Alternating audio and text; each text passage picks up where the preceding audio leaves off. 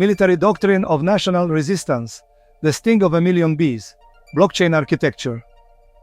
The military doctrine of national resistance must be clear, concise, and easily understood by any citizen from the very first phrase. The current military doctrine of Ukraine, established in 2003, is outdated, overly broad, and does not address the modern realities of national resistance. Since the first days of the war, our team, ex-Park, self-organized and created our own unit, Muromets, to defend our enterprise, ex-Park, the Muromets Island, the northern bridge across the Dnipro, the Desenka River, and the surrounding highway as a strategic object. On our own, we built fortifications and a defensive stronghold. Introducing the innovative military doctrine of blockchain, national resistance, the sting of a million bees from a swarm of hives. The great Russian bear can only be brought down by the sting of a million bees. How it all began: chaos, the absence of state coordination and communication in the early days of resistance. In those days, we realized that the authorities had essentially lied to us and left us to fend for ourselves. Firstly, the authorities did not warn us about the attack. In fact, they tried to calm us. We were never warned about the invasion. Instead, the authorities reassured us that everything was under control. As a result, we didn't evacuate our families and children in time. Instead of preparing for resistance and securing our surroundings, we were forced to focus on evacuating loved ones, which delayed our response. Secondly, chaos in the first days. No coordination, no communication. During those first critical days, chaos reigned everywhere. There was no coordination, no communication. No one knew what to do or where to go. In the absence of clear instructions from the authorities, we took matters into our own hands. We established our own defensive structures at our facility and around the northern bridge, and began to connect with other self-organized resistance centers, DFTGs, territorial defense units, police, and local communities. We started building horizontal communication channels to coordinate our efforts. 3. Weapons. We got them from KCSA, but were disarmed after the enemy left. Kyiv, we were able to obtain weapons through connections at the Kyiv city-state administration, but after the enemy withdrew from Kyiv, we were disarmed. The crucial law on civilian access to weapons, which could have helped us and others like us, was never passed.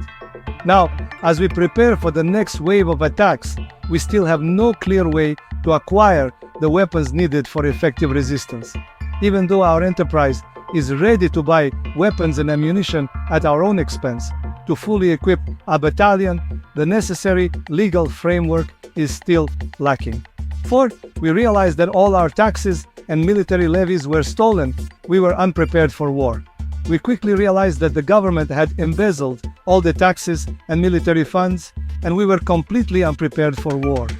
As a result, we were not provided with basic protection, no bulletproof vests, no helmets, and no equipment to defend ourselves or our location. We had to buy body armor at exorbitant prices, radios, thermal imaging devices, and, just like during the Maidan, we had to improvise with Molotov cocktails to protect ourselves. 5. The first to flee were the civil servants. Later, we discovered that the first to abandon their posts were the civil servants.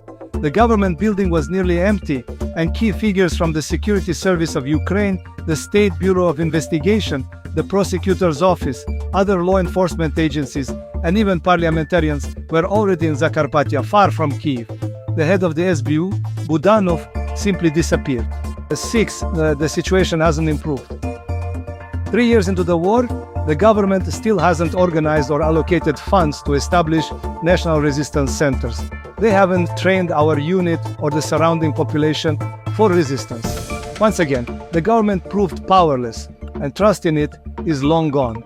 As a result, we decided to develop our own national resistance doctrine based on our personal experiences defending Kyiv, as well as lessons from Swiss and Israeli national resistance doctrines. The need for such a doctrine became clear because the population lacked understanding of the structure and principles of national resistance. We proposed this doctrine in early 2023 to the Deputy Minister of Defense, General Volodymyr Gavrilov. He supported But beyond that, the initiative went nowhere. The Hive, the basic structural unit of national resistance. The Hive is the core structural unit of national resistance. It combines National Resistance Training Center, Territorial Resistance Center, a fortified stronghold that serves as a hub for opposing the enemy. A Hive, Training, Resistance and National Defense Center can be Municipal Enterprises Defense Forces Territorial Groups Units, Territorial Defense Forces Civic Organizations, Volunteers Hromadas, Municipalities, Cities, Villages, Private Enterprises. Firstly, each Hive must be self-sufficient and independent. Every Hive should be self-sufficient and capable of operating independently, even in the absence of central command. Ideally, each Hive would be intimately familiar with its local area and the fortifications within it, allowing for effective defense and autonomous action. Second, coordination and communication must be within the Hive. Effective internal communication and coordination among all members of the Hive, between neighboring Hives, ensuring that neighboring Hives can collaborate and support each other when needed, with local and central authorities and the armed forces, maintaining communication with local government, central leadership, and the UAF for coordination of broader efforts. Third, resilience. The network of Hives should be built as a hybrid blockchain network, where neighboring blocks, Hives, are connected and interdependent. This decentralized structure means that the destruction of one Hive or command center will not bring down the entire resistance system. Neighboring Hives, trained and prepared with established scenarios and protocols, will be able to quickly respond and adapt to fill any gaps, ensuring the continuity of resistance efforts. The essence of the blockchain architecture of the Hive network. National resistance centers. Each Hive is self-sufficient and capable of resisting autonomously. All Hives are synchronized through coordination and communication. Each Hive knows its tasks and interaction scenarios. All Hives are aware of the resources and capabilities of neighboring Hives. The destruction of several Hives does not lead to the collapse of the entire system. The system quickly recovers thanks to neighboring Hives. Efficiency is achieved through the synergy of resources from each Hive in the network. You can familiarize yourself with the structure, training directions, and functions of each Hive of national resistance at the following link in description under the video. Joint training and coordination of the Hives. The most crucial aspect is the joint training and coordination between the centers, Hives of national resistance. It is essential to work through all possible scenarios and with defense organizations, fortifications, and collective resistance strategies of the Hives during attacks from various directions, using different methods of assault. The blockchain structure of the network of centers is an innovative model designed for maximum efficiency, commandability, and resilience of the Hive network. It supports the self-organization of civilian resistance and ensures the functioning of the resistance regardless of possible betrayal or capitulation by the central authorities.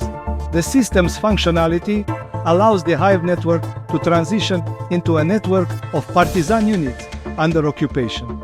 The National Resistance Doctrine, the sting of a million bees, is constantly being refined and modernized. We look forward for your suggestions and critiques. We hope that the state will develop an effective doctrine, but until that happens, we rely on self-organization and our own grassroots doctrine. The flagship testing is being carried out based on the National Resistance Centers of the Desnyansky district of Kyiv and the Muromets National Resistance Center. We invite National Resistance Centers to cooperate with us. Thank you for watching. See you soon.